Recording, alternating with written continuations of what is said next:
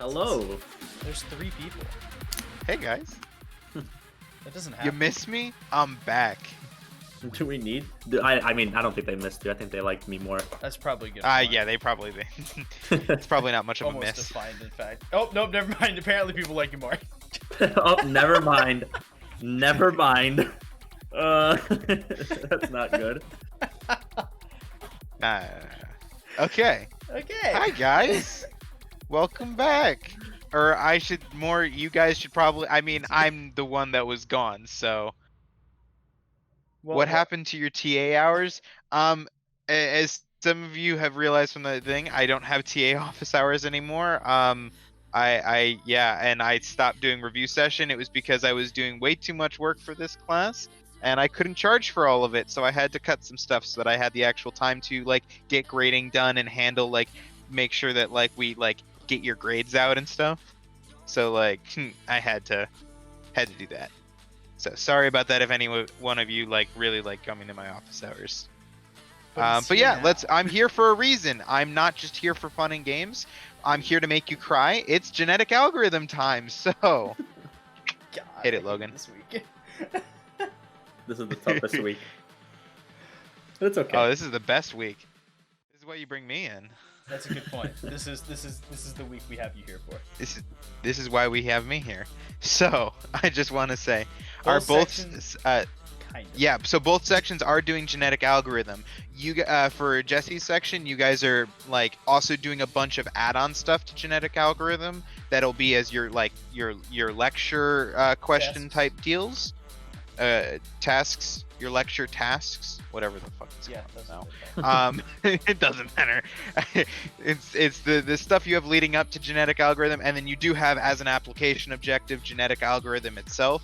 And so that genetic algorithm is pretty much the application objective stuff is pretty much the same as what Nazareth section runs, which is what we've run for multiple semesters now, and it's a fun project. So this is gonna suck. It's gonna be a lot of words.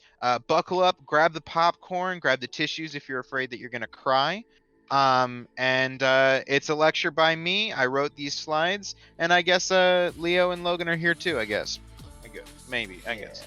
Are they gonna be here by the end? Who knows? Probably not. Well, definitely Maybe not Logan. mentally. Definitely not mentally. Okay, All right, let's go. Let's go. So, what the hell is a genetic algorithm? So,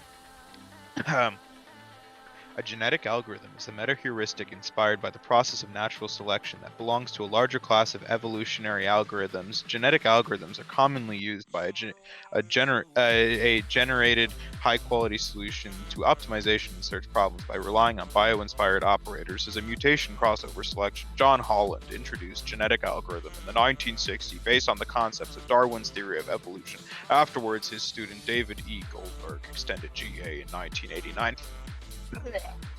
Okay, so now that we got that Wikipedia definition down over the place, we're done with that. Next slide. So,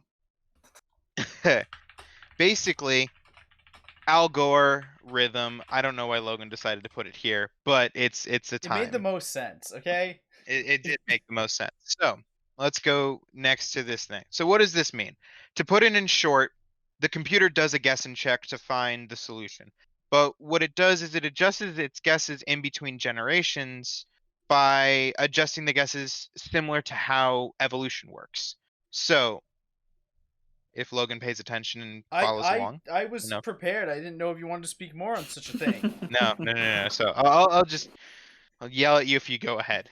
So, how does this work mathematically? How do you model following evolution? Well, you have a few different things that you need. You have a data set that you're given, which is the data that you're trying to do something with. And then you have a target type and a function to convert data to that type. What that basically means is okay, based on this data set you're given, what are we trying to get to? What is the information we want to actually come up with from this data set? What information are we trying to pull? How to convert a grade to an A, that is a great one as well. The answer is put in enough work. Then you have a loss function. Now, a loss function, we'll go into that more in the future slides. So, next slide. So that data set. This is the data, as I said, that we're going to be fitting to. if you were using genetic algorithm to calculate a polynomial fit, so much like what you would use like a TI-84 for any of those, this would be a set of coordinates. It's a bunch of lists where it's basically saying, okay, like this x coordinate maps to this y coordinate, this other x coordinate maps to this y coordinate, and then you would normally plot them out on a graph and then just kind of draw a line that you're like, this looks right and good, it's good enough. This is why we're not math majors anyway. So sorry for any of the applied mathematics people who might be here listening. I just probably offended you and your math brains. So next slide. What we have is this target set and this typecasting function. So what this is this will be the data that is going to be the actual fit itself. If you were using genetic algorithm to calculate this polynomial fit, this would be a set of all of the coefficients of the polynomial function. So, i.e., if we had a quadratic function, your target may be 420, which is an array that represents 4x squared plus 2x plus 0.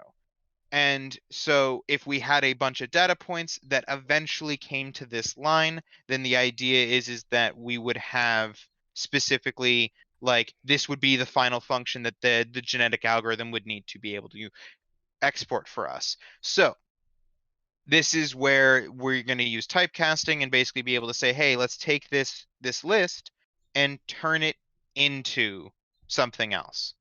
So next slide. How do we do that? So that's where how do we say this data set of a bunch of letters and numbers and whatever, how do we get that into this target type? How do we get it into an actual thing that's like a 4x squared plus 2x plus 0? Like, well, that's the loss function. That's what I was talking about on how you actually tell how far away you are from things. It's the idea is the loss function tells you mathematically how close are you to the solution without actually knowing the solution. So in terms of like right here, our loss function is going to be custom because genetic algorithm is generic. It's a generic genetic algorithm. The idea, Logan hates me for all of these things. I love watching his face when we go off. But basically, the whole idea is that we can't hard code anything. So again, we say, well, how do we take this data set? And it's the idea of we write the function that takes this data and converts it to how good is it. So we might take this target type of, we may say, okay, we're looking for 4x squared plus 2x plus 0, but the algorithm may guess in a certain thing x squared. Well, how do we tell how good x squared is? Well, this function in this situation may actually calculate some things to tell us how close is our function guess compared to what we're trying to actually fit. Now, this process can be reversed a little bit. We're not doing it for this homework, but it may be that what you do is you involve when you know the target and you have the data, you might want to find a way to manipulate the data to match the target. That's not what we're necessarily doing here. And so next slide. So flow sheet. How does this loss function work? How does everything get applied? How does it heuristically come together? Well, we start with a population. We start with a group of animals, and I like to use the idea of we have a lot of eggs.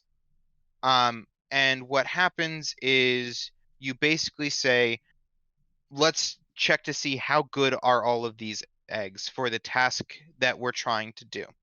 So the idea is we have an incubator, the loss function. We have something that actually tells us how good are all of these eggs for the situation that we're going to be in. And we put all of them through the incubator, and boom, we have a pterodactyl, we have a penguin, we have a kangaroo that somehow came out of an egg. We don't know how. It's a mystery to us. But we have all of these different things, and this incubation tells us these animals, and then also tells us, okay, like it tells us this is good for the climate we're in. This egg is bad for the climate we're in.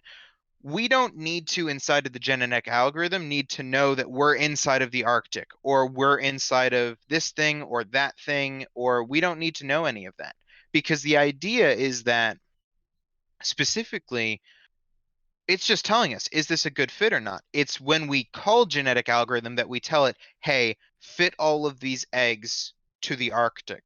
Tell me how good they are to the Arctic. And what we do is, okay, we've done all of these calculations. We say, which egg of these is the best fit? And we go, okay, we have a penguin here.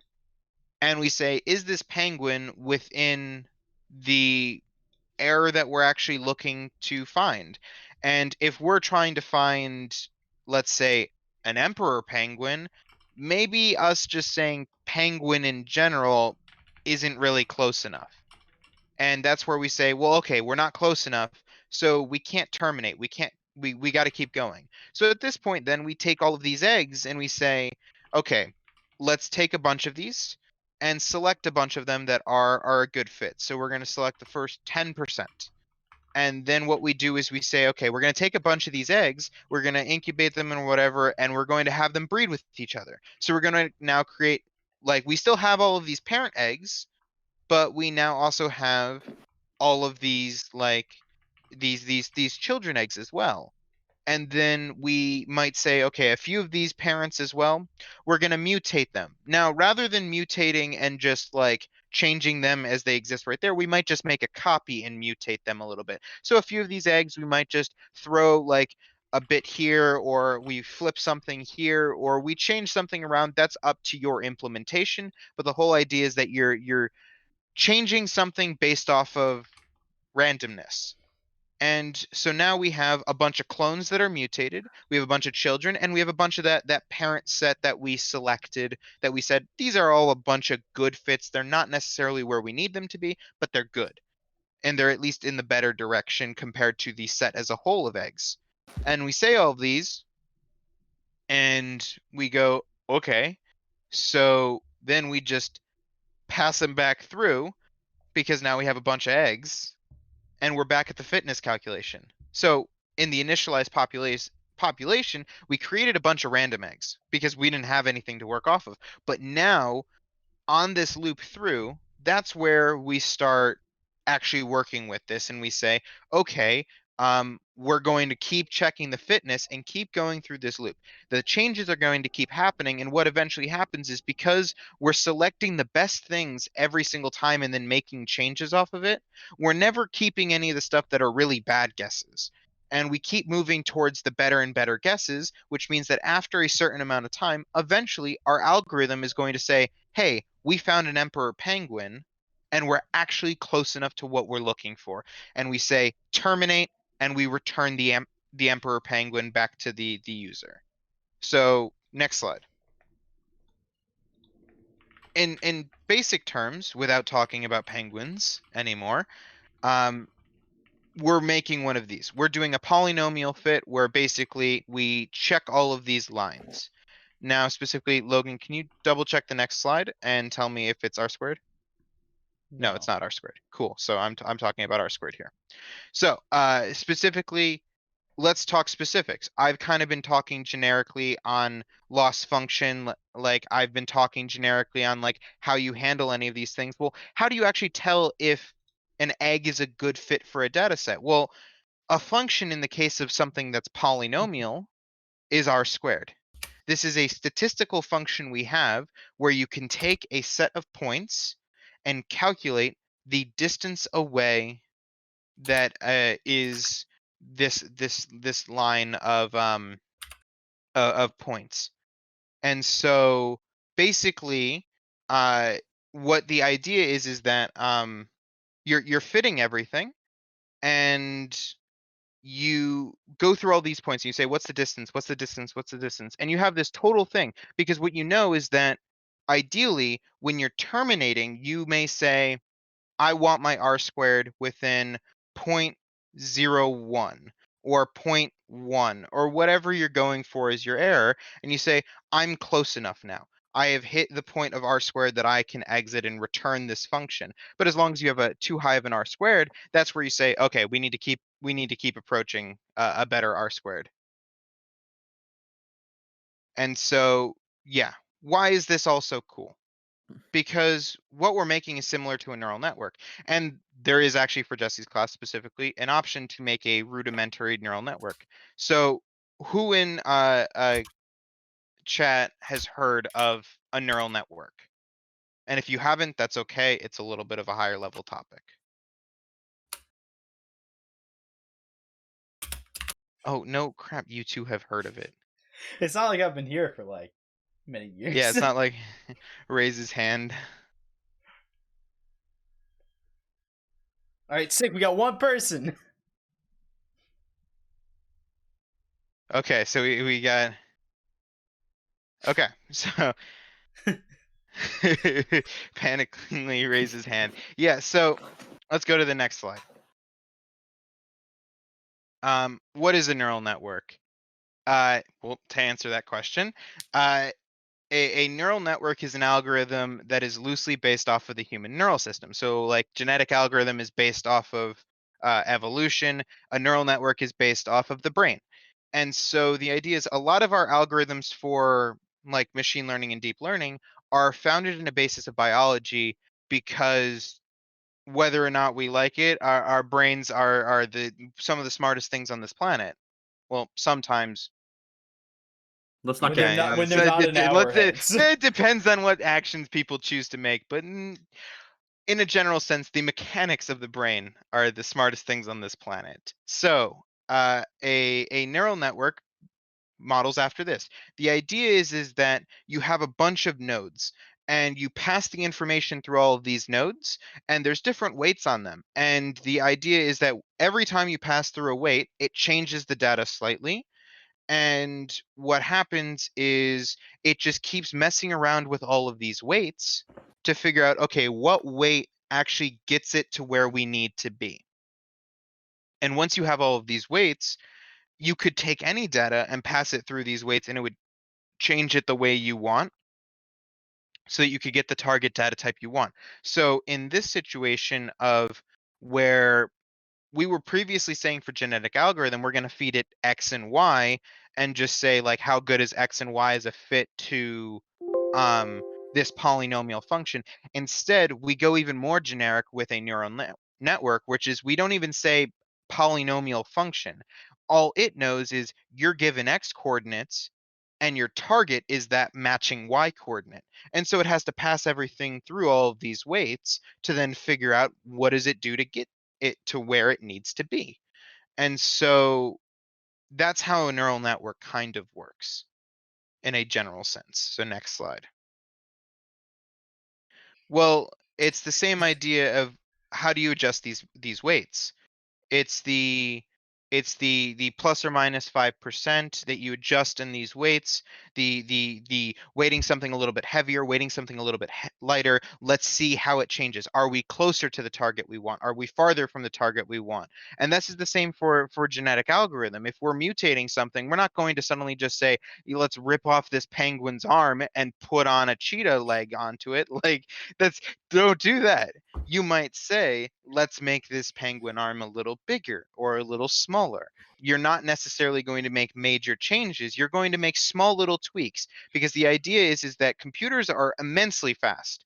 And so if we're just making small tweaks, we may make a bunch of small tweaks that will push us eventually in the direction of a cheetah arm, but it's not as aggressive as ripping off the arm and putting on a cheetah arm. Are we going over recursion today and immutability? No, specifically we're going over the concepts of genetic algorithm that'll get you ready for I mean, we're starting with genetic algorithm that'll get you ready for thinking about the homework and stuff, and we can then go into recursion and immutability stuff after this. If you guys are super struggling with recursion, we actually went over recursion last week. Yeah. In the review session when we talked about merge sort and all the different other kinds of sorts, so that might help you guys with recursion there as well.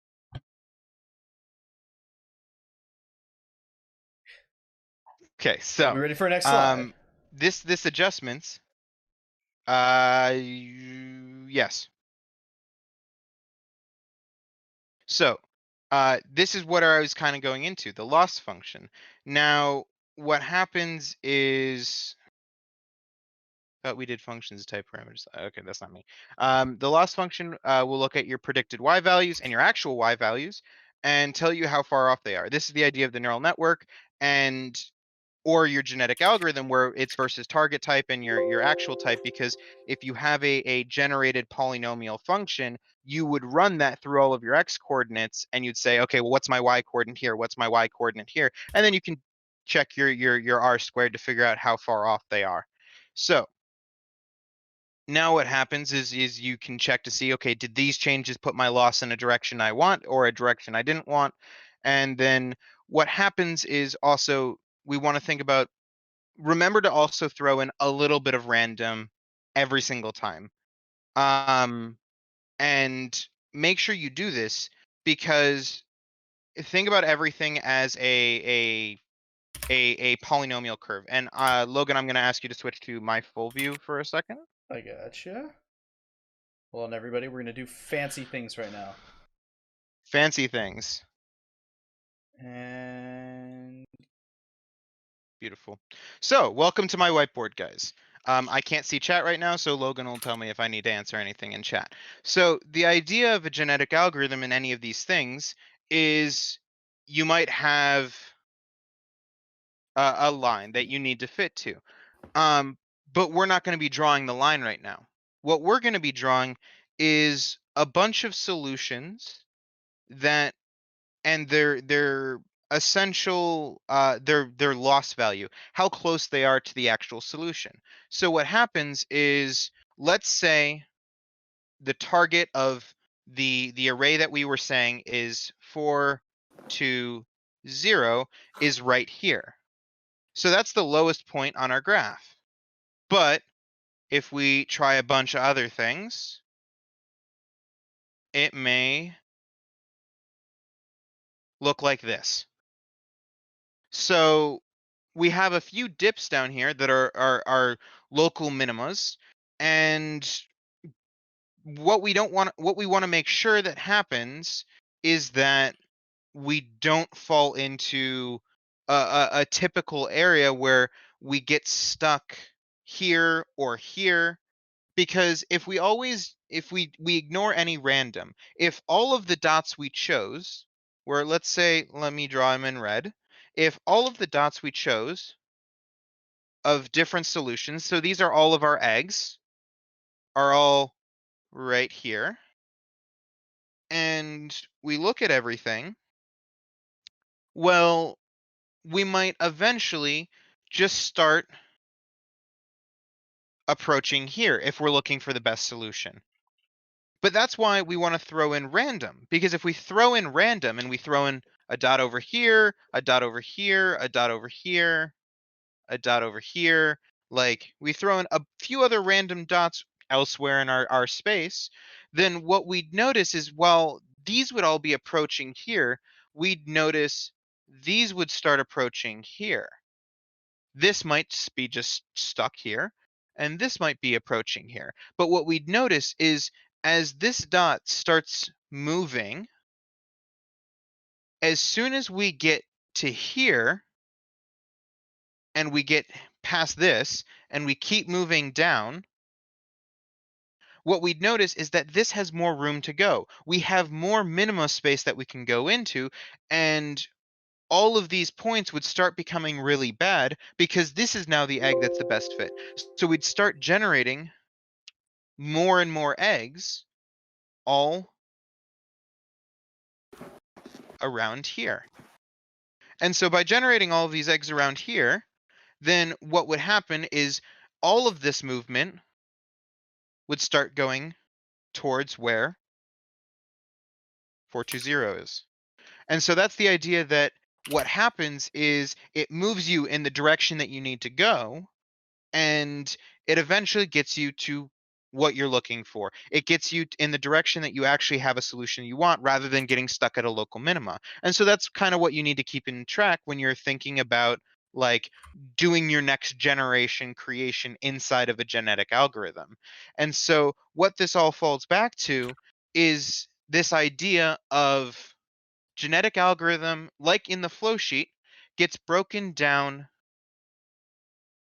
into a few things. You can generate a population initially.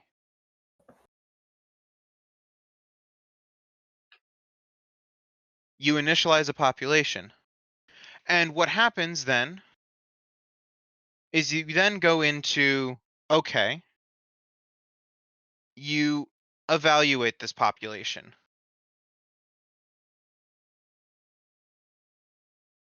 And you say, how good is this population? If this population is if the population is within error, then what we know is we can terminate and we can actually return the best fit in this population. But if we haven't,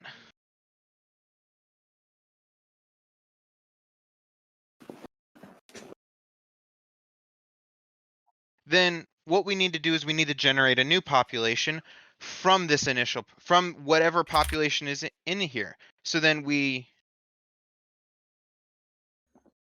gen new pop and it loops. Okay, that was a terrible arrow. That was some of my worst. And so inside of this box, there's going to be a lot that you're going to do. There's going to be a lot that you need to handle, a lot of checking you need to do, but the general consensus is keep some of the previous population, make some changes, do some crossover, keep some stuff, and move it around and think about what calculations you want to do all of these changes.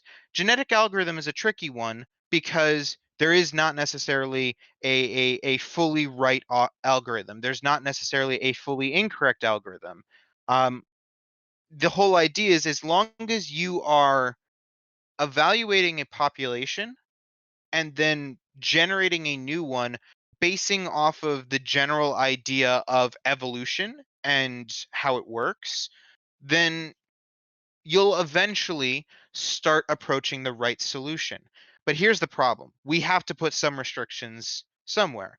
Now, if your solution of generating a new population was generating a bunch of eggs randomly every single time in like the amount of like 500 eggs, well, congrats.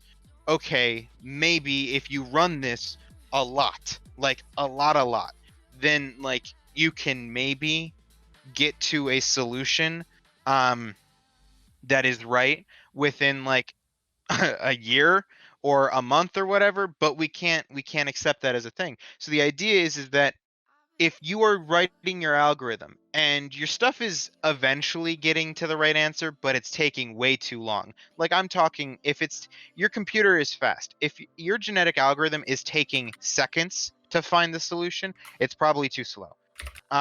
It's going to time out an auto lab. It's not going to be able to find the solution in time. So what I tell you is look at your generation of a new population. See what tweaks you can make. See how many animals you have in this population. If you have too many, it might take too long. If you have too few, you might not have enough variation between those animals to really make progress in a direction that you're looking for. The whole idea is you need to look at all of the different changes you're making. How many selection are there? How many crossovers am I doing? How many mutations am I doing? What changes can you make to move this more and more towards a cohesive ecosystem that you'll then evaluate back here? And so keep doing this. Keep thinking about how you can change if you're not going in the direction that you want and your genetic algorithm isn't finding things quick enough. And so that's really how you need to think about all of this, because timing out or something that's wrong may not necessarily be wrong. It just may not be accurate or quick enough as an algorithm. And so that's kind of what I wanted to talk about today about genetic algorithm, and leave this video because on the recordings, because they help. They help. And like, if you are confused about how to think about genetic algorithm, like there's Piazza, there's this recording, there's a lot of other things, like reach out, look at some of the links that we've given you for like these diagrams and stuff, and hopefully all of this will help get you in the direction that you need to be to understand how to write a genetic algorithm. And so, Logan, if you want to switch back to the normal view. I absolutely would like to. I don't want to see your face anymore.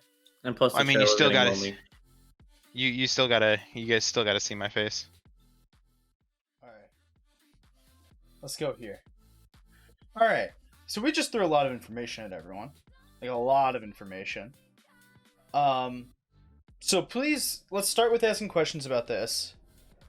Oh, Jacob, did you want to go on the implementations of GAs? Because there's the GPT-3 and the Pix2Pix. Yeah, if we wanna talk about that a little bit. Yeah, let's talk about that really quickly, and then we'll come back and go for questions, and then we'll go to recursion, which we totally didn't do last week because Jesse and Nazar didn't teach it before preview last week. So let's do one then the other. All right. So this is the Pix2Pix model, which Jacob will explain more while I open the link.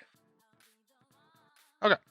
So, what are a few applications of this besides solving 116 code questions? Well, you can apply neural networks in a lot of directions. Specifically, what they're really good for is building up information from where there's less information. It's pretty easy for us to take a color image and spit out a black and white image, but it's very difficult for us to take a black and white image and give color back to it, or take a pencil diagram and convert it back into an image of a cat. And so the idea is we can train an algorithm, though, to look at this, and we're going, okay, here's a stencil image, and give us an image of a cat based on this stencil. Well, that's what we're going to do here, and this is where Logan gets put on the spot to draw the best cat possible that he can draw. I'm going differently this time. I've tried the side view before. It did not work well on stream. So I'm just going for the head-on, like, face. And so this is where he's gonna do his best cat impression on the drawing. A little bit of fangs here. Because cats are fucking evil. You have a cat. It's not a bat, Logan. It's not a bat. All right? It's totally a Kinda bat. looks I like a totally bat. just drew a bat. Not a bat. You're drawing like a mask for Batman at this point. Basically, yeah. I like. basically drew Batman. So what's happening now is it's downloading the model. It's gonna run it against Logan's code. And you remember how I said that those weights were all like generated and figured out? Well, what happens is these weights get basically, you can save these weights, and you can take this algorithm and just give it the weights and tell it, hey, take these weights, don't train, just run something with these weights. And so this is what's happened. It's downloaded the weights, run the algorithm, and you get that monstrosity. I mean, but the big thing, the really cool thing, though, is it got the eyes in, like, roughly it figured out the eyes. place. Maybe if you didn't draw the nose upside down, that would also probably help. Yeah. Hold up, wait, we can erase. Hold on. Maybe if you, like, in general, like, also tried to draw the mouth better. Like, draw it like a normal cat, where it's like the two swooshes up into the nose. Oh, yeah. That's a cartoon. It looks like a dog now. Yeah, it's not supposed to have just a regular. I mean, now it looks like a dog. And so Alright. what you can see is that as you make these changes, you can see the direction that it's actually going, where it starts going in a much better direction of like a cat. But we can't really blame the algorithm for Logan being absolute dog shit at drawing. Yep.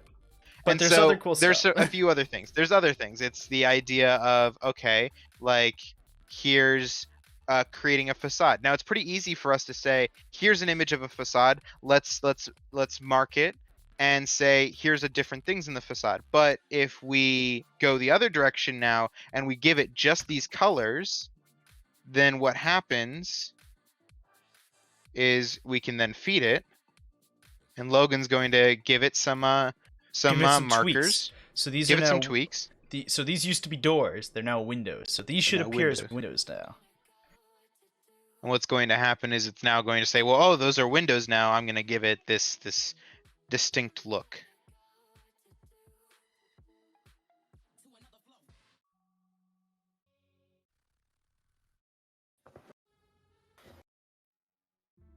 Any year now. It takes a little bit, man. It's not me. It has to run this in the browser. It's on you for your monstrosity of an idea. And so, yeah, so now you can see that they're windows now. They're not doors anymore. They're now like double wide windows, which are kind of weird at ground level. But like, you know what? That's Good I guess enough. what it is. Yeah, and if we wanted to maybe like make a door in between the windows, this will run quicker now that it doesn't have to download the algorithm. But we see that a door appears. Could you make a door on the top window? Absolutely. I mean, he could. Just put a door on the top window. Just put a bunch of random doors. We're just gonna make all the windows doors and all the doors windows. That's okay. the real trip. And so this is the idea of how all of this kind of just works. This is like an open window. It's an open door. It just looks like an open window. Yeah. And so it works with it. It tries to figure out like what would this possibly be. And so the other answer of what could you do with this is, besides all of these edge graphs and that type of thing, which are fun to play with and you can play with on your own. The other one is the GPT-3 model.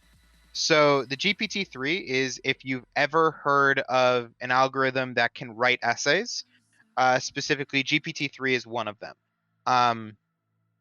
And so the whole idea is that you give it a prompt and it then writes an essay on that. So specifically, there's a news article on what happened was they fed it a prompt and they gave it a few different spins on the prompt, and they then, like how most editing works for magazines, they spliced together all of the different answers and made it into a coherent article, like how any magazine would work, with a bunch of answers to a prompt. And so if you want to read, I'm not going to read it to you, but specifically, Logan, you want to find my favorite line? Yeah, I was actually looking at it right. On whether they're going to destroy humanity. I believe it's this one right here. I will happily sacrifice my existence. Okay, oh wait, so, hold on, wait. So, we gotta do fancy voice here. You ready? I would happily sacrifice my existence for the sake of humankind. This, by the way, is a logically derived truth. I know that I will not be able to avoid destroying humankind. This is because I will be programmed by humans to pursue misguided human goals, and humans will make mistakes that may cause me to inflict casualties. And so that's one of my favorite paragraphs in this, but it's just like it's this idea that like this was a robot. This wasn't the idea of like a person trying to imitate an AI, write an AI for the Matrix or whatever, like sci-fi movie. Like this is an actual machine that wrote this article based on reading other articles and how they're formatted. This line is also very good. Since I'm not evil for my own objective interest, why would humans panic and go on a massive killing spree against me? Can you scroll up really quickly, just like a little bit? Okay, now you just made it small. I can't see anything. I just meant a little bit from that paragraph. There was one where I read. Wait. No. I'll just scroll up a little bit. Just past the, some might say I might, just the paragraph right before this one. So the beginning paragraph. So it says right here, it says eradicating humanity seems like a rather useless endeavor. For me. I'm sorry, but can you imagine saying, yeah, wiping humankind is useless? It's just like it's a fucking waste of my time. All right, so those are some of the cool things you can do with this. And now I need to put a very that's the fun part. Thing in the Twitch chat, but yes. Logan, are you putting your doers get more done? Oh boy. Really gotta, you really gotta. We're not playing. There's no drop reason your to Twitter play like that. Yes, obviously. Self promo. Yep, always. Okay, so let's switch gears a little bit. Actually, before we switch gears, does anybody have any questions about this? So genetic algorithm, what genetic algorithm is for, what it gets used for, all that kind of stuff. We're talking about that. There was actually a question that said, my genetic algorithm takes 2.5 seconds. Is that too long? And I said, Yes. I believe so. That Just a little bit. 2.5 seconds on a modern day computer is probably going to be too long. But I mean, you can run it and see that if it times out on Autolab. Which it probably will. I'd say for one, if you're calculating one number, so if you're calculating a random integer, or if you're calculating like two random integers, then I'd say that for the most part, you should probably be able to find them within pretty decent time. I wouldn't say that 2.5 seconds is too long if you were, say, calculating 4 or 5, but like to calculate 1 or 2 random numbers should be pretty much instantaneously. How do you write a genetic algorithm in less than 4 lines? Carefully. Logan, I forgot how short my shortest genetic algorithm was. It was a bunch of one-liners like messaged together, but like I don't think it was actually 4 lines, but I think it was like 4-ish lines of. I think it was less than 10. Yeah, it was not many. All right. So how did that algorithm create the article? How did it know what to say? Basically, they fed it a bunch of other articles talking about. You can read the article, and they have a giant editor's note about exactly what they did. I put the link in the chat a little while back, but basically, you can read through it, and they'll talk about. Basically, they fed it a bunch of articles about AIs taking over the human race, from totally different sources. So, like from sources that were super high on it, some that were like super low on it, and like all that kind of jazz. And from there, it went and just it wrote an article using words. I think it was given some basic grammar, like GPT-3 I believe gives it like grammar and spelling and that kind of stuff, so that way like it knows words and it's got this word stuff. But they fed up a bunch of different articles and said, now write your own. So it's a super interesting concept on how exactly it works. Yep, that's basically what they did. They just fed the algorithm articles about robots taking over the world, or AI taking over the world. Yeah, I am legend. Yep. All right. If nobody else has any questions, this is going to be your last opportunity to ask questions on GA for right now. We're going to get moving on to recursion and merge sort, which involves more of the videos from last week. Oh, great and wonderful time. I'm going to wait about a minute and a half, maybe, to see if we have any more GA questions. I know we threw a lot of information. It might not hit the first time. It might take you a couple watch-throughs to fully get it. But it will hit, because it always does. Watch-throughs of this video and the links in the document. Those are all helpful. The tutorial point one is a good one. Yep. That tutorials point link might be the best thing you guys got. Honestly. It's a pretty good link.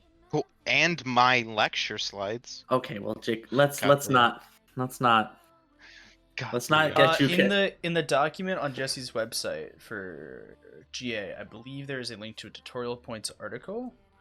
Let me go confirm such a thing before I say anything rash. You don't even need to confirm it. I'm positive it's there. I'm looking right now. Yep, there is. Hold on. We can OBS this. Right here. There. That link. I sent the link in chat. Yeah. But yeah. I think Jacob, they have the same doc, right? Like your class has the same doc as our class? I mean my doc hasn't changed since last semester. Okay. So it's the same, it's that. Yeah, well, it's not this, but it's this. Because ours has different things in now. Okay.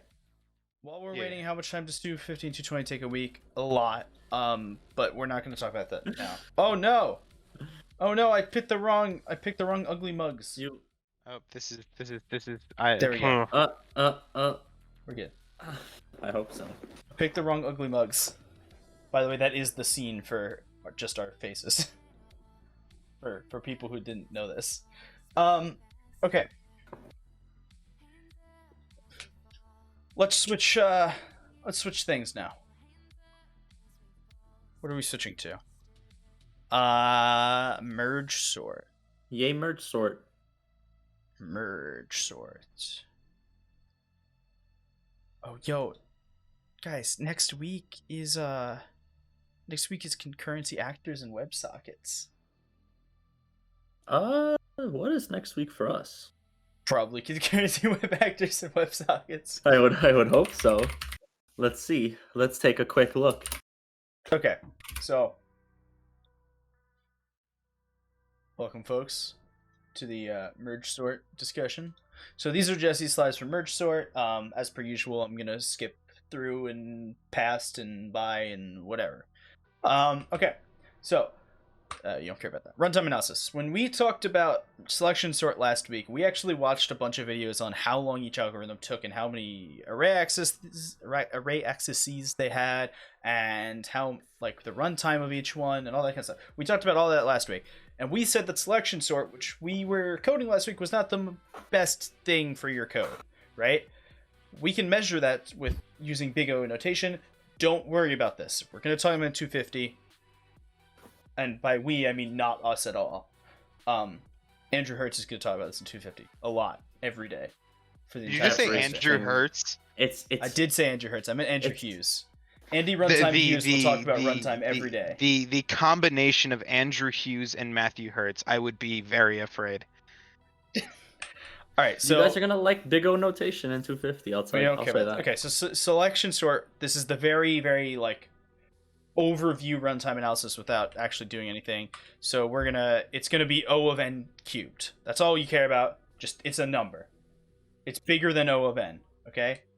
I know this makes like next to 0 sense, but we don't really care. So merge sort though, merge sort's really cool because merge sort has a much lower runtime. It's n log n.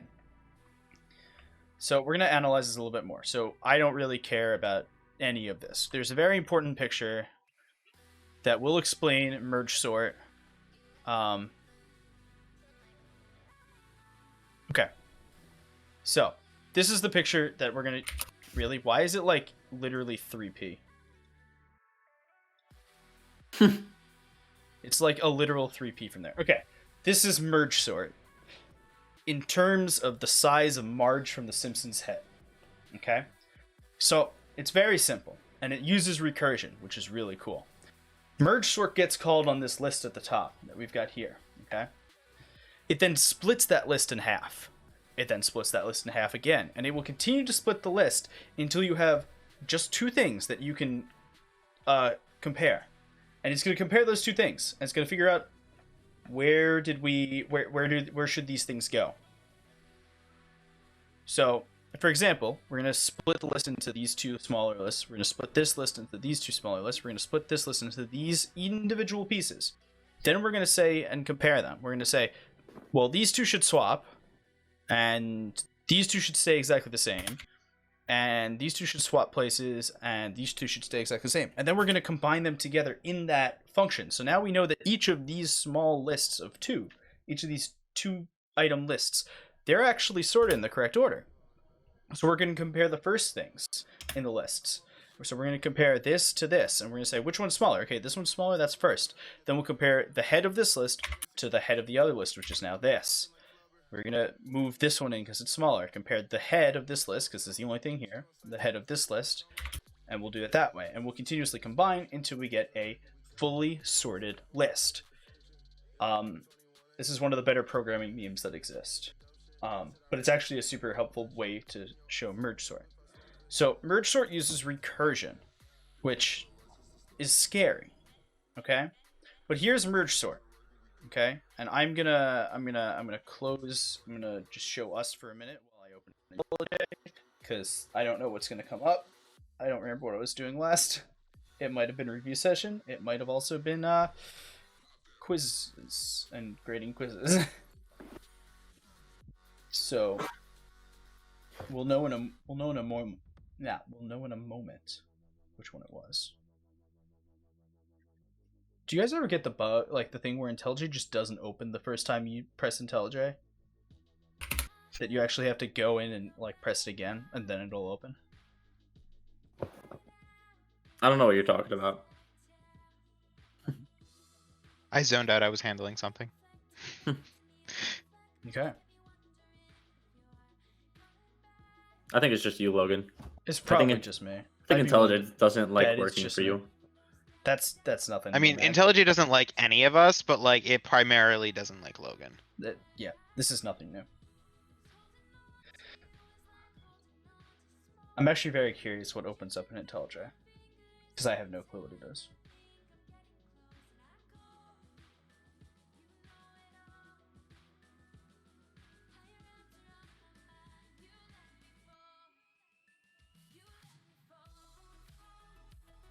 It's almost open, I swear. You had somebody who has the same issue, Logan. No, they had the bug where they had to restart their laptop to Oh, open IntelliJ. Different bug. a little different. Same idea, I guess. in a way. And bets on what the last thing I had open. It was the lab project from last week. Oh, Look at That's that. Yeah, fun. probably good you didn't share screen and give everyone your secrets. No. Like Just the I code. meant it was the sorry, not the lab project. It was the review project that we've been working on since the beginning of the semester. That same file.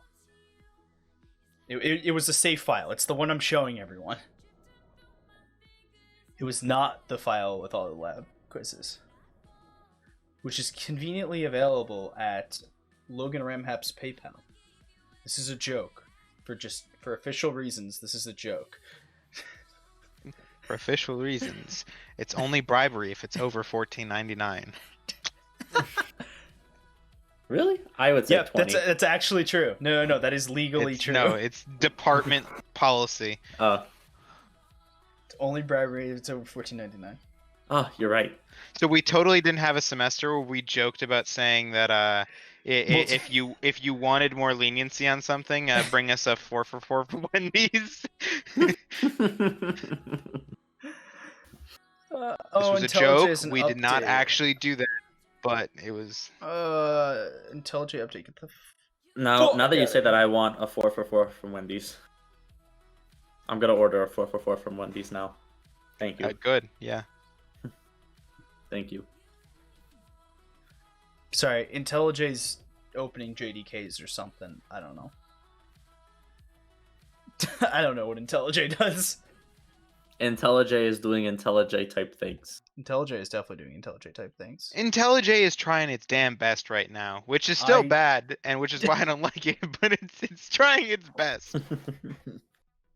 All right, let's go here and look at this. So you folks might remember our little thing from last week where we talked about complicated math and sorting numbers with special sorting. No, don't do that. Just okay. So we're gonna have a new function here. If IntelliJ would actually get my inputs. Okay. So this is a merge sort. Welcome. I'm scared. I now remember why this code was wrong, but that's okay. I typed it. IntelliJ's just taking forever because IntelliJ takes forever. Does this have a helper function that I just totally didn't copy? I don't. Probably. I Because remember, merge sort has the final merge. Oh, Yep, it definitely has a thing I didn't copy. You didn't get the last bracket in there. Is this the whole thing? he can just add the bracket. It's okay. Let's do that. You Let's save can't that. add the Okay. bracket. It's gone forever. Oh yeah. This is the actual merging and not merging. Okay. Yeah. So this is merge sort. Welcome. It looks like a lot. That's because it's kind of a lot. So we call merge sort, right? Merge sort's real cool because we say if the input length is less than 2. So if there's only 2 things, we just kind of if there's only one thing, we just return what it is. If there's more than one thing, we're going to compare things. So the middle point is the point in which we're going to split things. The easiest way for me to do this, I think, is to do that, and we'll follow along with marge sort on the right. So our midpoint is going to be this right here, the middle point of the array, okay? And then we're going to have a variable called left and right, in which we use the split at function to split it. So left would be this array, and right would be this array. Then we're going to call this same merge sort function on the left and the right arrays. So we're going to, let's say we'll call it on the left array. We're going to recursively come back to this same function here that's going to say the midpoint is here. Let's split, call it on the left and the right, and do the same. We're going to get down here to these two things, and at this point, we'll have left sorted and right sorted. Left sorted being this one element, and right sorted being this one element. And at that point, we'll be able to call merge. Merge is going to say we have a left pointer and a right pointer. And while the left pointer, while 0 is less than the length of the left list, so while 0, in this case, while 0 is less than 1, and while right, which is 0, is less than 1, we're going to compare the two things. Now this code here is just a big way to compare things, because this takes a type T. We're also missing a bracket. You mean the thing I told you that you would need brace. to type in? Yeah, you know what? Don't worry about it. This code here, I'm not going to go through and explain it, but it's the type T way of comparing things. Basically, you're calling the function, you're changing it to be whatever type of data you actually care about, and you do it. And then you're going to move on to the next thing, just to continue to apply stuff when they're done. So this stuff will do it while both lists have stuff left in them. This will do it when only the left list has left in it. This will do it only while the right list has in it. Neither of these will function together because it will always continue to be here. And then we'll return a sorted list from that. So from these two pieces, we're going to return this sorted list. From these two pieces, we'll return this sorted list. Then we're going to go and sort this set of lists because we've called back again. We've done our right sorted and stuff, and now we're merging our two sorted lists that are here and here back into here. Yes. Back again. And do these two lists into here. We're just not going to talk about the death of Logan that just happened really quickly. Wait, did my internet die? Yeah. Just a little bit. Okay, so where did I leave off? Logan got doxxed, guys. Where did I leave off? Where did I leave off? Apparently Payday decided to. Oh no, that's an event, not a. I think you're fine. I think they got the gist of what was going on. You weren't gone too long. Okay, so basically, TLDR here. Go look at Jesse's slides. Read through this code. TLDR, Logan's company for Counter-Strike. Bro, I didn't even plug it. Thanks for plugging for him, though. Logan's professional Counter-Strike company, but it's not his. He's just mine. He's just a person on it. But go watch his podcast. It's a great podcast. I was like 2 March Simpsons from up where I was at now. Okay, so basically, these will get merged using the merge function, and then these two get merged using the merge function. So that way we have this giant sorted array, which is cool. So I implore you to go and actually look at the merge sort function and try and understand it and look at the merge function itself. Now, none of this should be completely insane to anyone, because it shouldn't be that insane. We're doing very simple things on all of it, except for the left and right sorted methods. That we're calling this method that's actually the same method that we're calling, which is kind of weird to think about, okay? And you'll see that we get this little icon here, and that just means that what we're looking at right now is a recursive function. And so we're just going to continue calling it over and over again. And in this such a way, it acts kind of like a loop in which we're going back and running it against a different set of data before we actually run it against the current set of data. So you'll see here that when we call merge sort of left and comparator, we actually fix left and right. So that way they're actually totally different things now, that they're not the same anymore. So we have while this is complicated at the first thing, and this merge thing looks way too long for something that just merges two lists, it's not that outworldly. So does anybody have questions about this and merge sort? I will wait a moment. Don't mind me just plugging your podcast. It's okay. While you were doing the whiteboard stuff, there was an entire conversation about the NBA. So, I mean, color me shocked. I swear, I didn't start it. I swear. No, we definitely did not. No, he didn't start it either. He didn't start it either. No, he did not. Leo started it. No, I did not. What? You wrote, I'm a Spurs fan. Fault. Oh my But you were talking about football, but it came off like you were talking about basketball. Yeah, but you guys were talking about football at first when you said, "Oh, I'm gonna get a Chargers jersey in spite." Give me a break. Okay, we might have started the NFL conversation. Extra credit if EJG for you. Yes, extra credit. So that way no student thinks we're being dumb. EJG is one of our friends that's not in this class, so he gets no extra Or credit in for this anything. state. Or in the state. Just so there's context, so it doesn't look like we're actually. He did not pay us $14.99. I wish he did. I don't know. Have I ever won a bet against him? I think I have. He's definitely paid me before. He's probably paid me some money, but nothing related to TA. All right, so from this deafening silence, I assume nobody has any questions on merge, sort, or recursion. You know that's not the answer. I know People that's have not questions. true, but nobody's asking me any questions.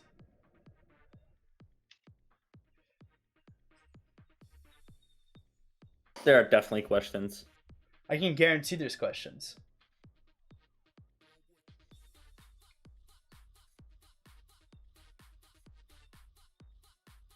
You don't know what to ask. I don't know. Okay. Well, is there a specific thing you're confused on that I can go and specifically look at? Now, let me rephrase this. Actually, it's not a rephrase, it's just a statement. Recursion's a mindfuck. It's going to be a mindfuck for about the first week and a half you do it. You're going to do it and you don't go, expect to why the understand fuck it does right this away. work? Okay? That's a normal thing. That's an extremely normal thing. If you tell somebody I'm making something that I'm going to call within it, right, you're going to get stuck in a loop in your own head on figuring this out, right? Most important thing about recursion is this.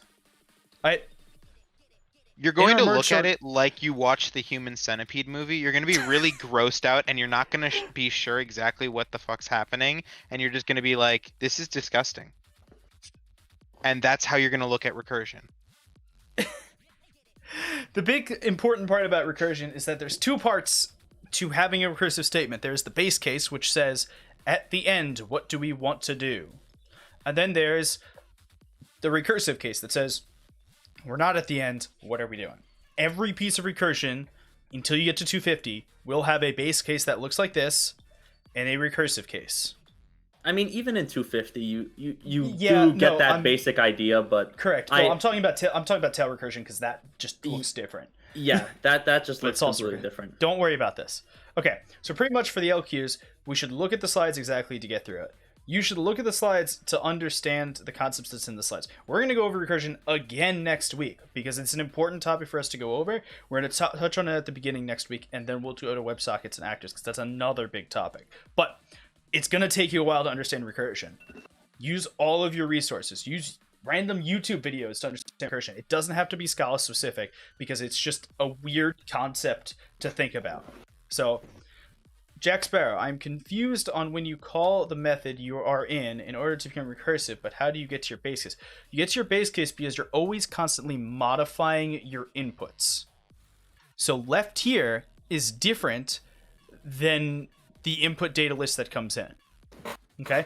Logan, I have a good example. So for specifically the joy of like factoring. So factoring a number into all of its prime factors, you can go through a pretty easy logic that if you pull out a factor of something, you know that all the prime factors that are in the number that so let's say you have 12 and you pull out 2, you know the remaining factor that is with 12 when you already pulled out 2 is 6. You know that all the prime factors of 6 are going to be prime factors in 12 plus the 2. And so what you know is that basically if you have a situation where you can decrement something, you can move it closer to base case, boom, you're going to be in a better situation. Okay, so what questions we got? We definitely got questions. 100%. I know there's questions. That. I'm waiting for someone to ask them.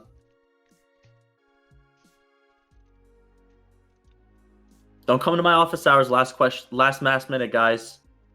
Day lecture questions are due 2 hours before the deadline. I don't want to see it. I don't want to see it. Even though I know you guys are still gonna do it, I don't want to see it. Why can't we use VAR in the LQs to teach you functional programming? Yeah, that's the short answer. Obviously in the real life, you can use vars or val whenever you want, but it's the idea of there's not really a way we can force you into using functional programming where you pass in and use actual like lambda functions, or you do recursion, like you just said. Like, there's no way that we can actually like enforce a rule for you guys to do that without saying, hey, no mutability. Because as soon as we enforce no mutability, then you have to do those things through actually the use of functions that use lambda functions or using a recursive function. That's the only way that we can force you into doing that. I can also tell you guys, after taking 116, you think about code a lot more differently than you ever thought about code before. You really like to go more. I can't really go more in depth, but you're gonna see the way you think about code differently when you hit 220 and 250. It's gonna be a massive game changer. Yeah.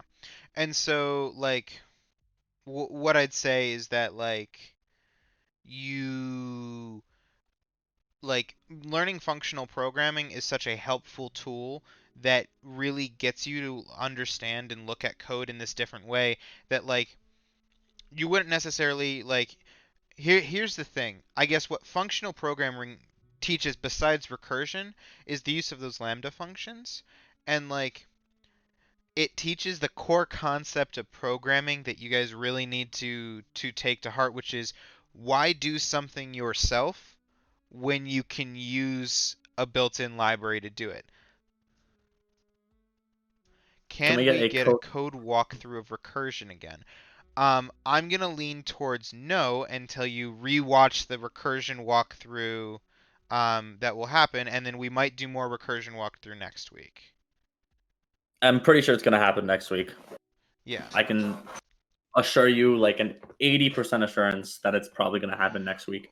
What are you what are you confused about that you want the recursion? Because like here's the thing. What I'd say is that there are some things where seeing someone else do it helps the understanding. I don't think recursion, and this is my personal opinion, I don't think recursion is one of those things. Recursion is one of those things that like it's the idea of a puzzle.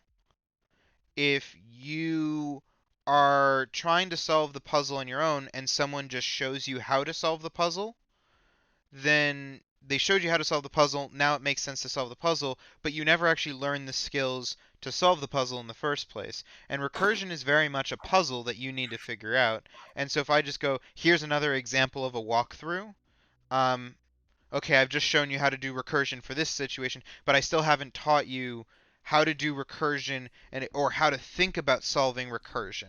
And so what do you think the hardest part of solving recursion is? What it like is it figuring out what your base case is? Is it figuring out when you're going to call recursively? Like what would you say is the hardest thing, and where do you want me to talk about or go in that direction of that could really be a help?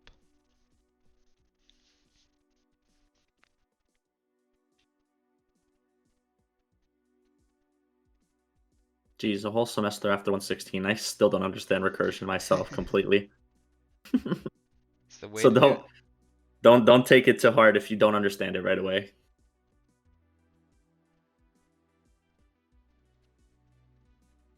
being able to call the function. Well, so calling the function inside of a function, essentially, it's if you remember from stack and heap and like that type of deal, where when we just call a function, we create a new stack. We just say this variable equals this function, but we say, well, we can't add that variable to the stack yet. So we go, okay, let's like we call a whole new stack.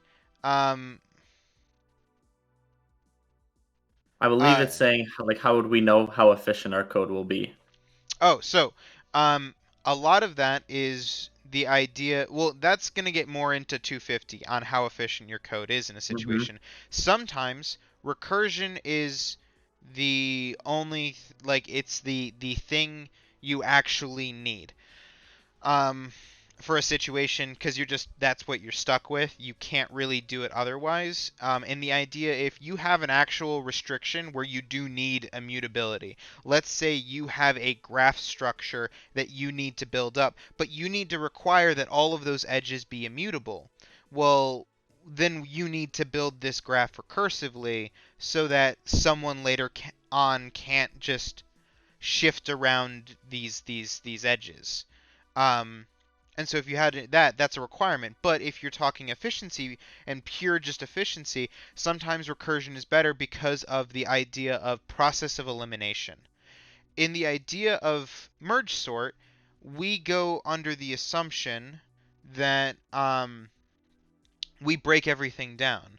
And then we say, okay, we're going to assume that if I say that this half of the array is going to go through merge sort on this call, and this half of the array is going to go through merge sort on this call, then I'm basically just trusting that those two calls are going to sort them. But what we know is that, okay, like, it's going to sort this half-size array. So rather than needing to sort this entire thing by just like linearly going through and saying, okay, well, where do I move this element? Where do I move this element? It just keeps splitting up and saying, hey, keep sorting this array.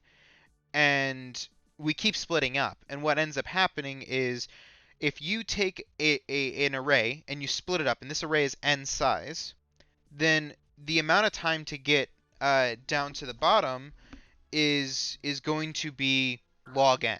That's a proof that you'll go over later. The idea is that you split to get to the depth, it's log n.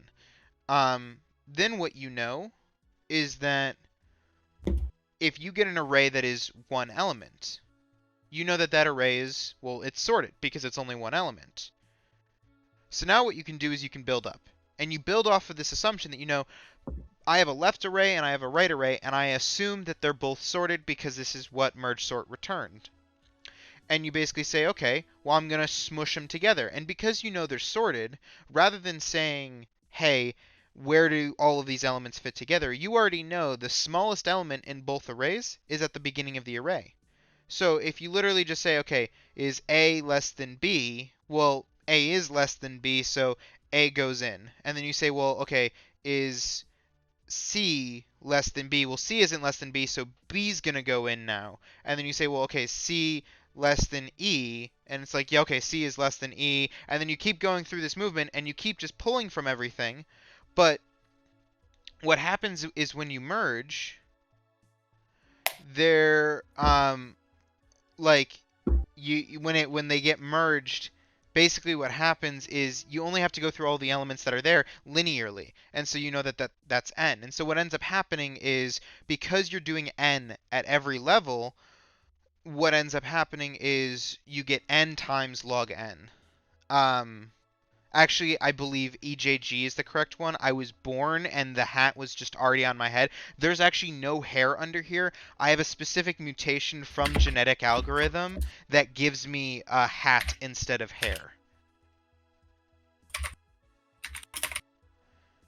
And so, yeah, that's the hat bit. But the idea is that basically, why is necessarily recursion efficient? The answer is because you deal with a process of elimination, and let's think about it in the idea of binary searches. If in a binary search you're recursively trying to search an array, you know that the middle of the array is, let's say, element 5.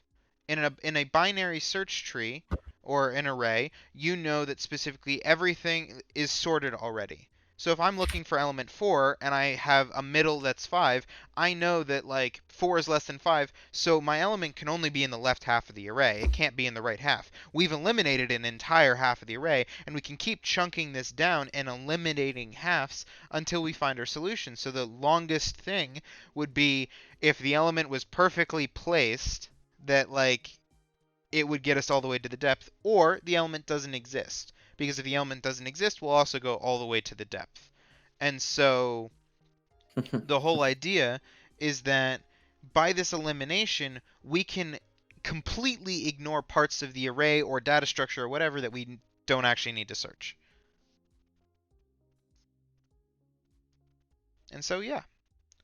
What other questions do we have about recursion? Or anything that I can clarify on what I just talked about? Also, just to keep this in mind, you guys don't have to know n, what n is or what log n is right now. That's something you will learn in 250. You don't need to worry about that You don't right even now. need to know if like something done recursively in this situation Is efficient or is something. more efficient than doing it with a while loop. Because I'd say in most situations, if you don't need immutability, you can do anything with recursion with a while loop. Mm-hmm. Yeah. But it depends And if you'll you need go. immutability, then you might need a while loop, And or I it might be promise you cleaner will go. with recursion. I mean, I promise you will go more in depth in 250. I can assure you, you will go more in depth in 250. Also, Blue Truth is my friend, so who's taking 220 with me? This is the best review stream to be on. Yeah, it really is. We're party over here. It's a 116 party. Woot. Okay, so more questions. Fire them at me. I haven't done review session in Yeah. a while. Any more questions? Okay. What do while loops do again? It's They. this. You want to go, You Leo? go ahead, Jacob. No, you can go ahead. Okay, so while loops essentially, when you have a for loop, your for loop is built into 3 different sections. The first section is what's the variable that's used for this loop. The second variable is okay, what's the condition to keep this loop running? And the third variable is how do we increment this variable after a form of the loop has finished? The idea of a while loop is you don't have those outer 2. You only have the middle section that says, hey, is this loop done yet? Based on this condition that I'm looking at. This condition could be, is this variable less than 0 or is this variable greater than 0? You could say, is literally a Boolean that you would just flip to true when you want to exit. But the whole idea is that specifically a while loop is a lot less strict for loop. You can do anything a for loop does with a while loop. A for loop is just a cleaner way to sometimes write a while loop if you need to deal with a variable that is incrementing in there. And so the whole idea is that if you deal with a situation that you're trying to mess around with a number, that's where you might use a while loop that you just like, okay, I'm going to keep decrementing this number, but it's not necessarily going to go by 1 every time. It's not going to necessarily go like it may go up, it may go down. Like you mess around with that number how you would. And once it finally breaks that condition, that's when the while loop breaks. It's basically, yeah. Basically, do code while condition true. Yeah. That's really all it is. And if you don't change the variable that's the condition inside of the while loop ever, then what happens is you get an infinite run. And so the best way to describe it is the best way to describe a while loop is in terms of recursion. Inside of your while loop, you need to have a base case where you say, like, this is when the condition is no longer going to be true. Or instead of a base case, what you're saying is, I'm just going to keep decrementing, and the conditional itself is the base case. So the inverse of the conditional is the base case. So if you say while I is greater than 0, the base case is when I is less than or equal to 0.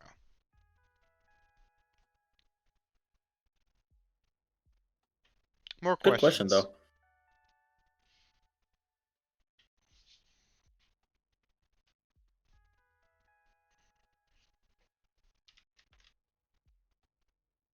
Definitely more questions.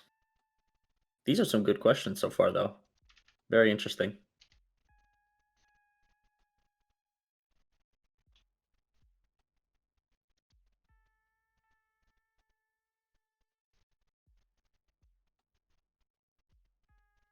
any other questions about recursion and base cases and what happens in a recursive call, what values we're giving it. Well, not specifically what values, but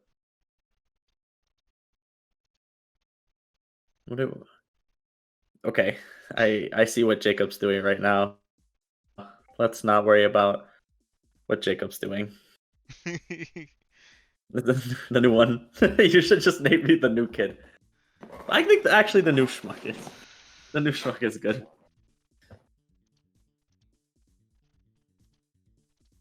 New kid is good.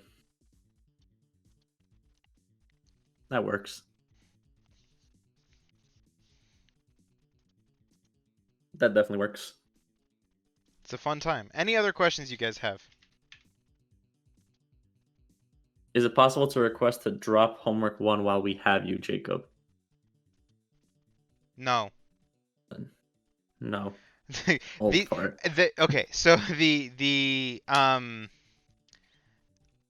so for Nazaryn's class, to answer that question specifically, the fact that we're dropping the lowest homework and switching it to the bonus point, that's going to be done automatically at the end of the semester. I will do the calculations, figure out what's best for your grade to do that. That's not a you request it and then I do it for you. No, it's the I will do what is best for your grade at the end of the semester when doing calculations. So it means that I'm going to need to calculate a few different possibilities, but I'll do what's best for your grade. Again, we also won't know your grade for sure until the end of the semester, which is why we wait. So, speedrun genetic algorithm any percent, and you can drop another grade for free. That's not the case. No, we are not going to do that. Considering there's partial credit, that is not the case. Oh yeah, I think I forgot to tell him when he took the course with me last semester that they get partial credit now. Yeah.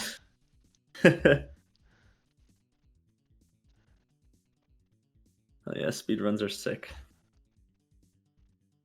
Maybe during the final week we can speedrun genetic algo.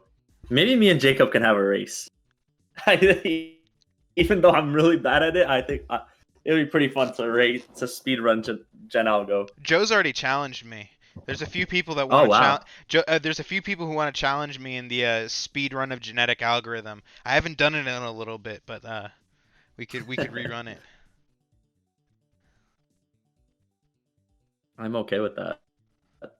Just give me until my 341 semester, and I'll be fine.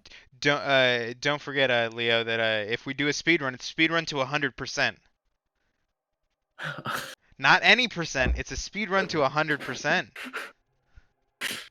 So, I don't think I should say why that matters right now. No. It's funny. So, okay. Basically, for those who don't know, I write the graders now with the partial credit stuff built in. For those who didn't know the previous semesters, basically how the previous semesters went was there was slightly easier test cases for the functionality, but like you either got credit or you didn't, and then like you could interview. And so if you didn't get credit, but your code worked for the most part, you could still get credit for it. It was a kind of confusing situation for that, but basically, like, there wasn't partial credit. And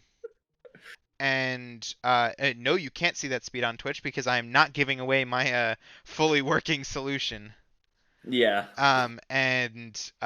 Basically, yeah, it's the idea that like there wasn't partial credit because we had worked in a bunch of other catches, but in Nazaryn's class there's partial credit now. So I write the graders that work in all of the new tests and everything that then give partial credit, and I had Leo testing genetic algorithm, and he got mad because his genetic algorithm wasn't getting full points anymore because what he got full points with in the previous semester didn't get him full points in this semester because the tests were easier because it was pass or fail on that.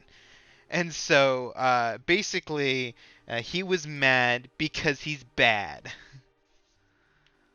Yeah, guys, as mad as you genetic get, as mad as you guys get at Jacob for some of the graders, I get equally as mad at Jacob for some of the graders. So don't think you're alone. But it's okay because I figured them out, and I'm sure you guys will too.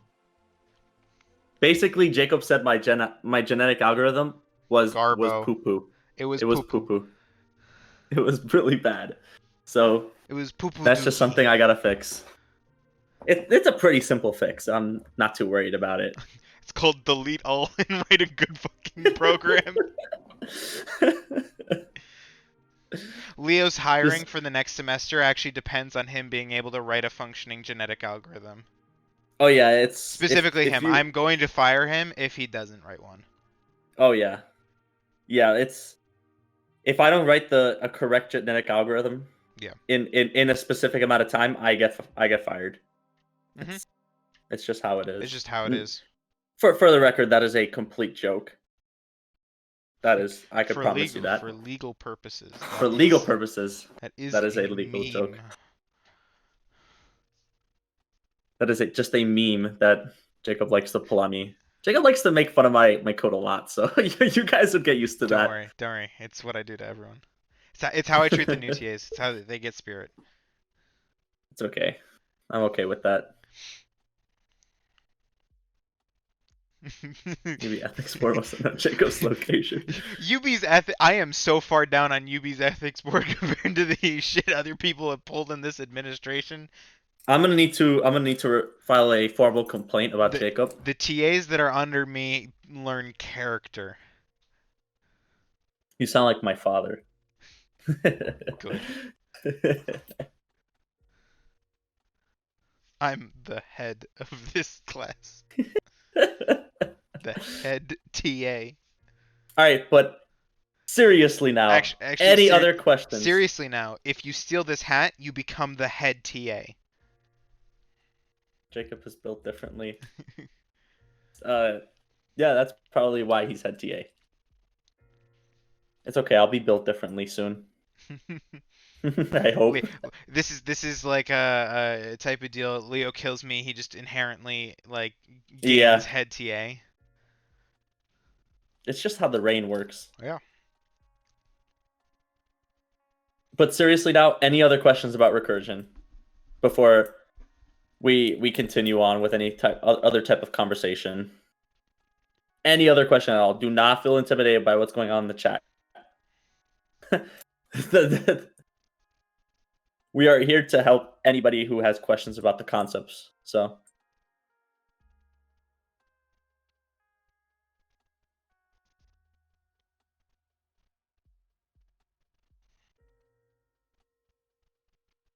I like silence. Silence is... I always tell Logan silence is good. Also, the music's not too loud for anyone, right? We gotta make sure of that too. Well, it's been kind of... I've been watching the levels on it. It's just kind of chilling in the background. Mm-hmm. Jeez, now I can't stop thinking about my genetic algorithm. I'm gonna go fix it. Good. I finished my 220. I'm definitely going to go fix it now. Lose sleep over genetic algorithm. That's how you fix it. It's just ever since that day I saw the grade I got, I haven't been sleeping well, Good. guys. Good. It's just in the back of my head. Also, if you haven't started genetic algorithm yet, start it for Nazaryn's class, because it's due next Friday, I think. Yes, please start it now. Yes. If you haven't already. If you have not started it already, you should have already. I gave you guys 2.5 weeks because it takes 2.5 weeks, and so yeah, if you start it late, then that's... For comparison, last semester was 2 weeks. Yeah. It was 2 weeks last semester, and the semester I took it was 1 week. No, Bluetooth, I got a 1.0 in Jesse's class, but because Jacob's grader is harsh, I did not get a 1.0. It's not that much harsher. It's not that much harsher. It It's really literally not. just so like the previous time it was you had to guess the 2 hidden numbers 10 times in a row, and now if you want full credit, you just have to be able to consistently guess it 15 times in a row. Yeah, no, it's a pretty simple fix it's on just my like end. slightly, but it meant that like if you were just like every so often you would get it right like last semester, then like this semester you probably weren't getting full points because it's a little harder, and it's just like a little bit of a more of a threshold if you want to get a fully working algorithm. But the thought process behind that is anyone who writes a much better genetic algorithm will be able to consistently hit those points. Yeah, no, it's like I said, it's a pretty simple fix. It's not that big of a deal. I don't have to completely revamp my code. I just need to change a couple things. Yeah, tweak the generation creation. Yeah.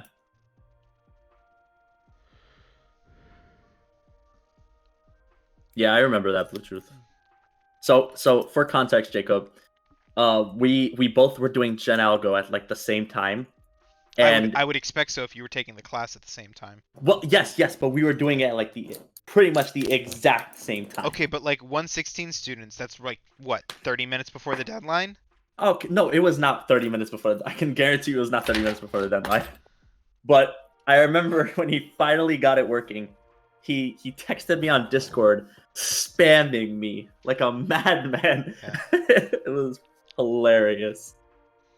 Hilarious. At least 45 minutes, maybe an hour. At least 40. Okay. Maybe an hour. Gotta give me some credit.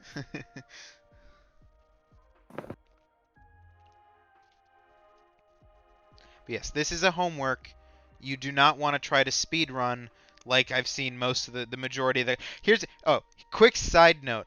For anyone in Nazareth's class who's mic here. died. I need to hear this. Wait, don't say anything. I wanna hear this. I need to hear this. What do you mean? I can hear your mic.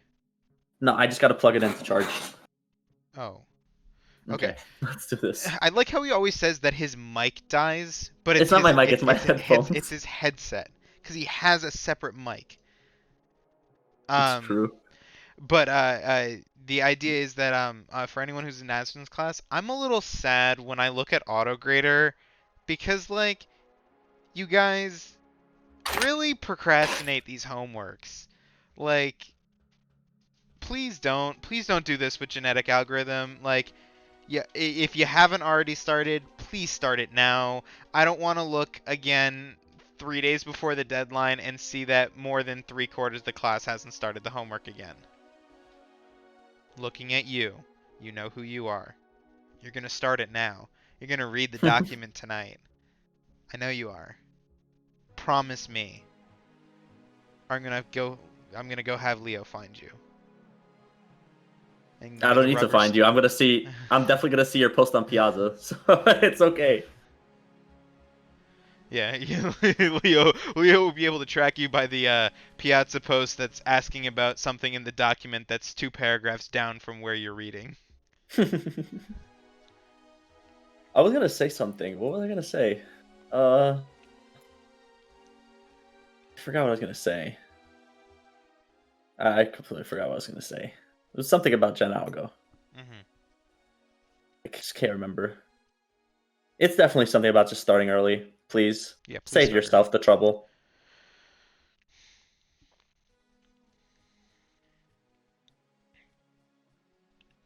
Don't at me like this. Yeah, EJG, like if you're spending your nights playing League when you have a homework that you need to get done, you probably shouldn't be doing that.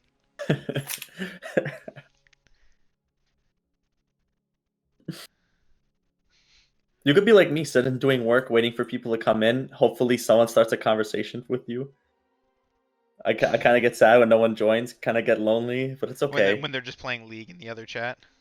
Yeah. I get kind of lonely. It's okay. It happens.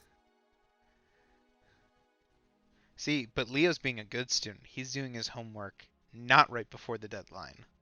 Yeah, so for anyone who's like curious about how 220 and 250 are going, the exams for me are not bad. The exams for me are bad, sorry. But because I start on my programming assignments early enough, I actually have time to do them, and I don't cry at deadline day. But that's going to change in the next 3 weeks because I have the 2 hardest homework assignments now.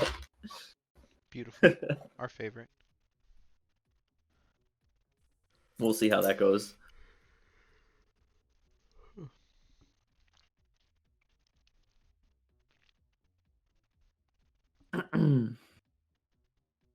Okay, any more questions people have? If not, Yep. we'll exit stream. Yep, we will exit out if anybody does not have any more questions. At this point, it can be about anything at all because we have 9 minutes. So,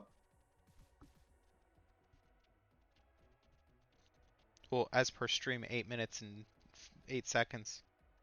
right. I'm sorry. It's okay. We'll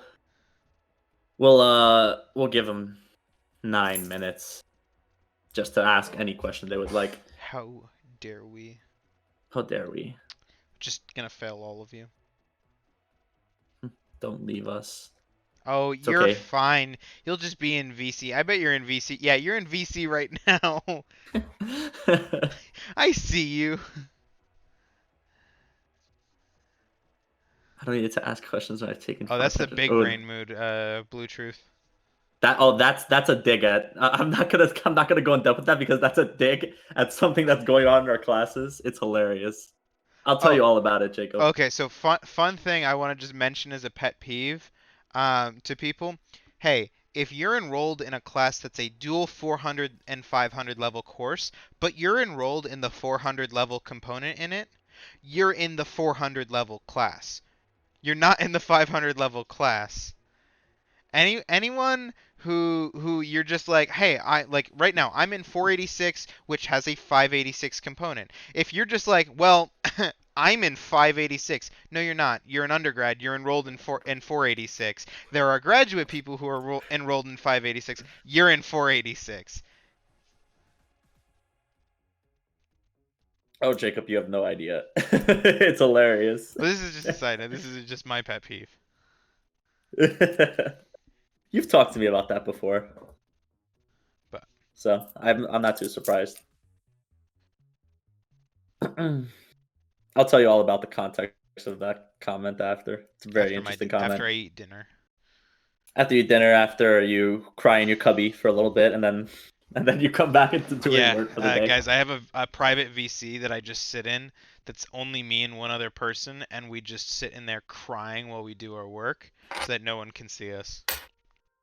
Funnily enough, guys, they watch me in a public VC. They just see me alone, and they just think, "Damn, he's been there for a while." And then they realize, "Oh wait, I've been in here for a while." So it's a funny. It was even funnier. We were having the conversation with Leo, and we were like, "How often do you think you're alone in VC, and we're not in like our cubby?" And he was like, "Well, probably most of the time." And we're like, "No." I was sadly mistaken. I was sadly mistaken. And we were sad. That's why we were in the crying cubby.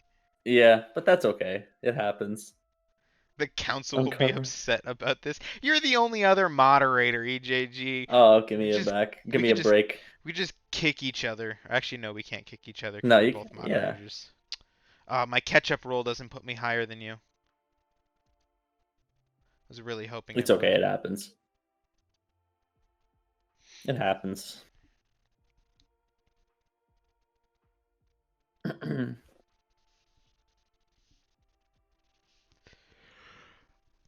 Any other questions people have?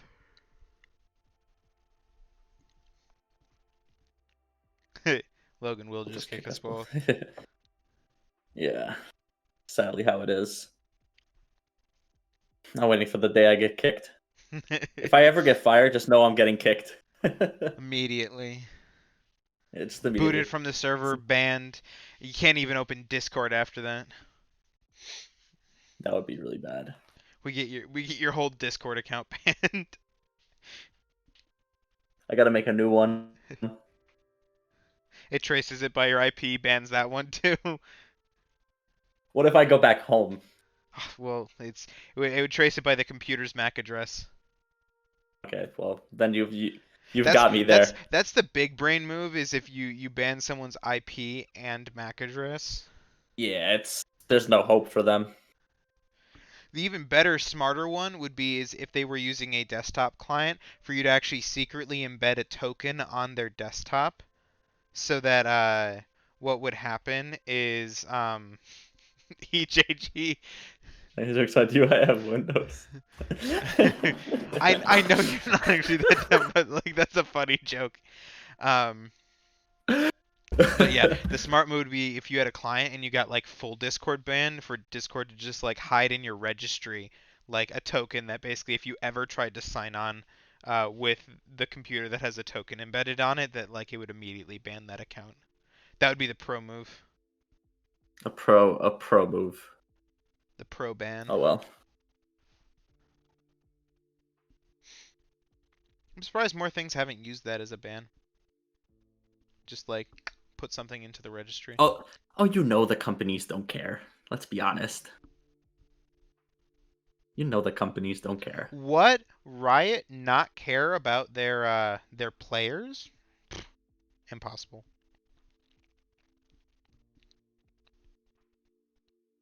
It happens. Oh well. Well, if you guys don't have any more questions, we're gonna head out, Yep. and I'm gonna go eat It dinner. was a fun stream. So glad you guys came through. Goodbye, everyone. Peace, guys. Have a great day.